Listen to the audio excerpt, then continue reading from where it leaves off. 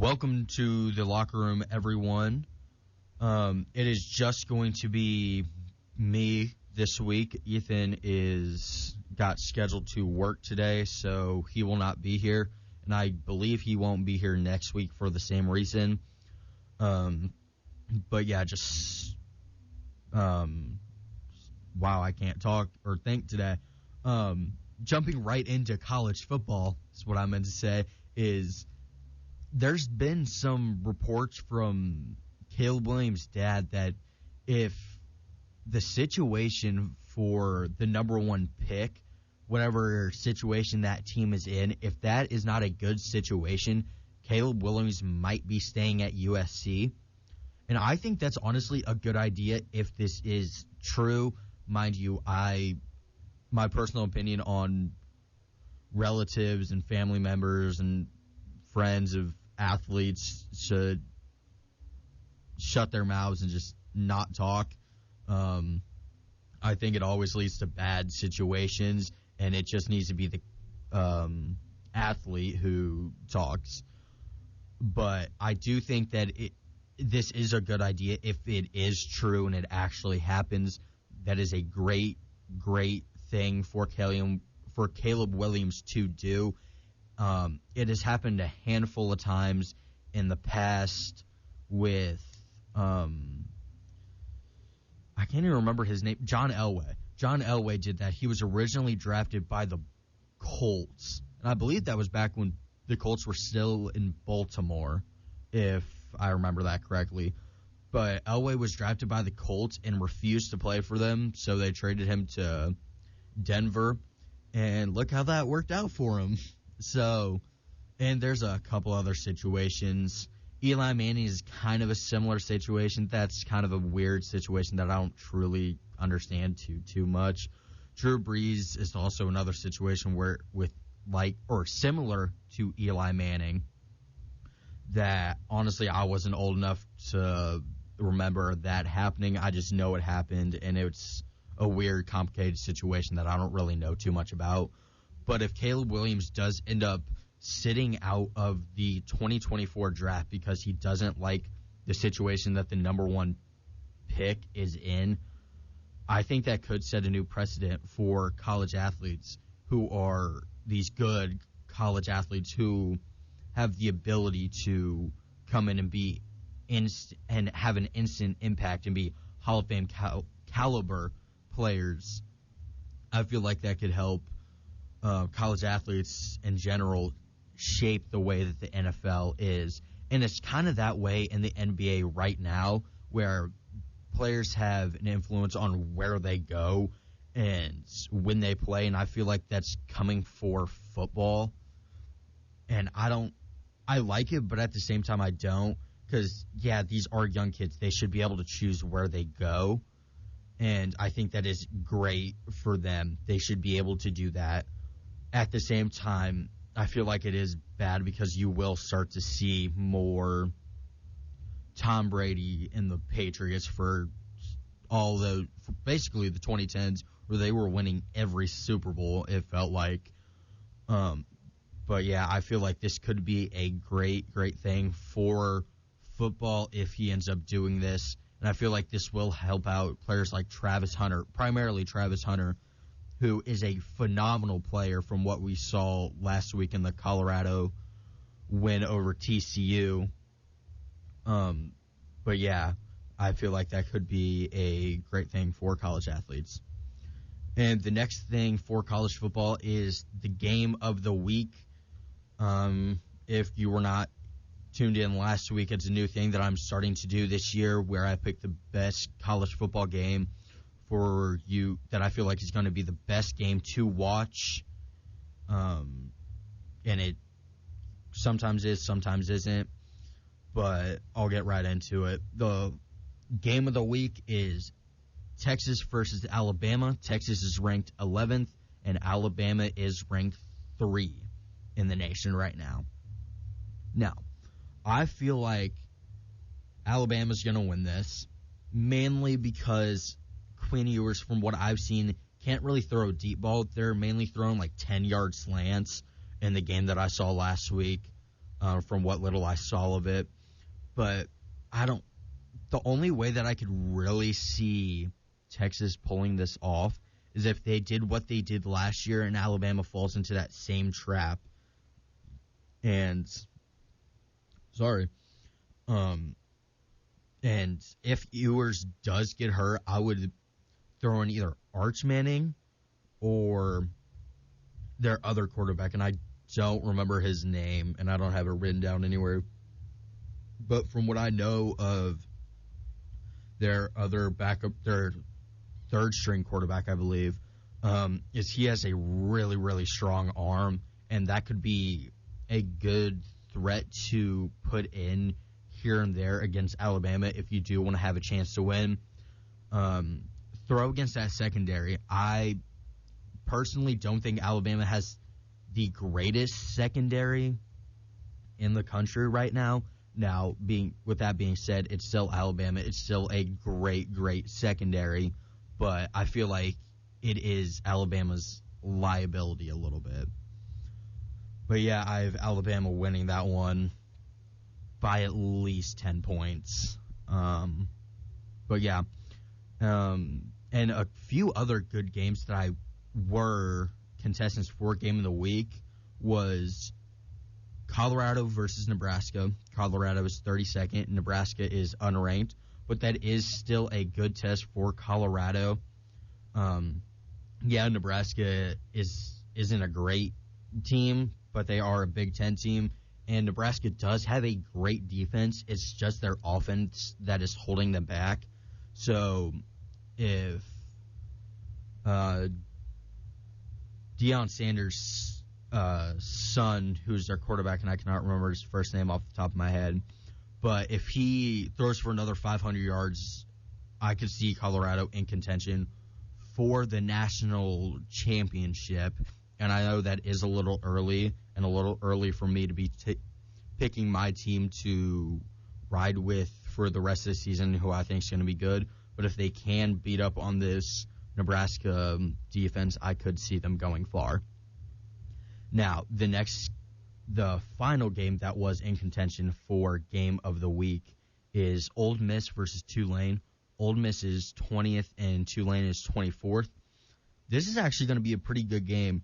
Ole Miss is an SEC team, and Tulane is, I'm pretty sure, an AAC team, American Athletic Conference. If you don't know what AAC is, it's not a Power 5 conference, so I don't expect a lot of people to know what that is. But yeah, this is going to be a good test. Tulane has been consistently on the top 25 for the past few years, I should say. And I feel like this is just going to be a good match. Ole Miss kind of fell off halfway through last season, so we'll see what they can do here. I don't know much about either team this season. I didn't watch them last week. I was watching a bunch of other great games, but that is definitely a game that I'm going to be tuning into at 3:30. But yeah, that's all I have for college football. Now, moving into the NFL, it is officially started the NFL last night when the Lions beat the Chiefs 21-20. Honestly, as a Packers fan, I can confidently say this. I'm happy to see the Lions finally winning something. Yeah, I don't hate the Lions as much as most Packers fans do. I hate the Bears and the Vikings. I just feel bad for the Lions. They've been the worst organization in football for decades. And they've ended two Hall of Fame careers stopped two Hall of Fame careers short in Barry Sanders and Calvin Johnson. Both of those players were on the Lions, and they ended up retiring early because they just couldn't take it anymore. They couldn't take the losing. And I feel like this Lions team is going to be good. I severely underrated this Lions defense. That defensive line looked absolutely amazing with Hutchinson. Hutchinson's looking impressive. I think he could be Defensive Player of the Year this year if he keeps playing like he did last night. Absolutely amazing performance from Aiden Hutchinson. Jared Goff, I've always been a little iffy on Jared Goff, even when he was with the Rams and winning a lot. I was still very iffy on him. But I like to see that he has improved a little bit, and even with not as great pieces as Cooper Kupp, I'm not saying that Amon-Ra St. Brown is not a great receiver. He is not a Hall of Famer just yet. He is still young, but he's not as good as Cooper Kupp was when Jared Goff was with the Rams. But yeah, last night the Chiefs did not play as well as Travis Kelce was out on offense with a knee injury. It was looking like just a bone bruise, and from what I've seen, that's still what they're saying it is. But before the game, earlier in the day, the Chiefs medical staff had Travis Kelce in the pool, and they were saying that he had no power in his leg at all, or in his knee at all, which is not what you want to see if you're a Chiefs fan, because he is a dominant part of that offense. Him and Mahomes, you have to have both of those players in for that offense to gel, which we saw last night when a lot of their players dropped a lot of passes. And when I was looking at the box score after the game, I was surprised to see MVS did not drop any passes, because that was a huge thing, or a huge reason on why the Packers just let him walk in free agency and didn't re-sign him. That was a major part of that. But yeah, the Chiefs need to find a way to make this offense gel a little bit while Travis Kelce is out. We don't know how long he's going to be out for, but with some things that I've heard, it's probably going to be a couple weeks. It might be like 2 or 3 weeks. He might be back next week. Who knows? But on the defensive side for the Chiefs, Chris Jones I underestimated how big of a part of that defense that Chris Jones is. That defensive line was not as good without Chris Jones. They need to find a way to either trade Chris Jones for Chandler Jones, who is on the Raiders and wants out of the Raiders organization for reasons that I'm not going to go into, because I don't think that I can say some of the stuff that's happened over in Las Vegas on here. But they need Chris Jones or another defensive lineman who is a stud. They need to find a way to either keep Chris Jones and give him a contract that he likes and keep him, or trade him for someone else. That's it.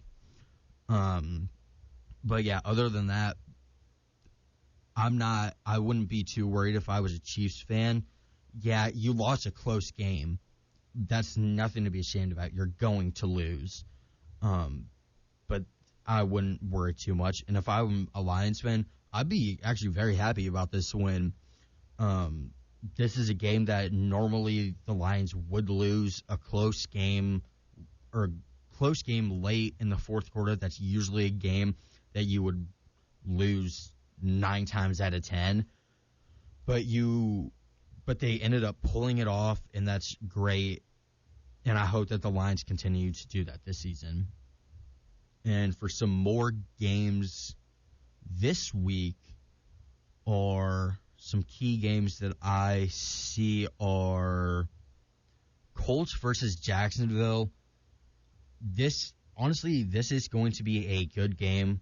100% going to be a great game. Has the potential to be a great game. Let me rephrase that. If Anthony Richardson comes in and plays like a star player, this will be a great close game. If not, the Jaguars are running away with this. Either way, I feel like the Jags are going to win this.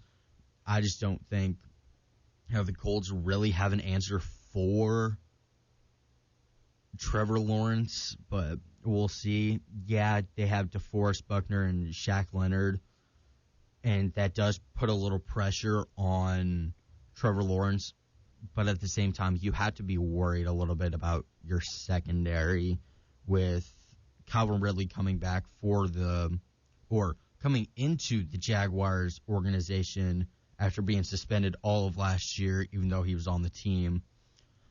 That's definitely something that you have to worry about a little bit. This game is going to be great to watch if you either want a great game or if you just want to watch some development and from both sides. Both sides have developmental pieces, or not really developmental pieces, but like some developing chemistry, I should say, and trying to mold both their offense and defense. So that should be a fun game to watch. The next game is Packers versus Bears. This is not going to be a great game. Bears are definitely going to win this. I have no faith in my Packers to win this game. If Jordan Love struggles, bench him for Sean Clifford. I really don't care at this point. I don't care that we spent a first-round pick on him and made Aaron Rodgers mad. I was hoping that we would do something like that and he'd leave that season, but no, we had to deal with him for 2 more years. I'm just ready for the Packers to suck. I need it at this point. Just get it over with. Just rip the Band-Aid off. I know we're going to suck this year.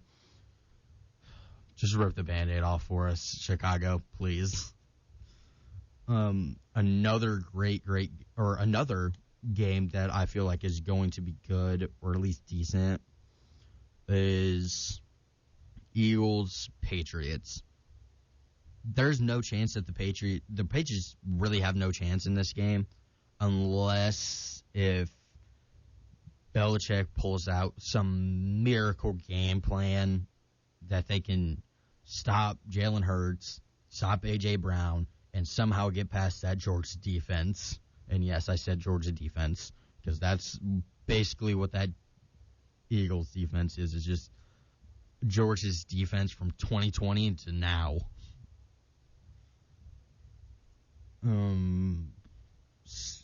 Another game that's going to be at least somewhat decent to watch is Steelers versus 49ers.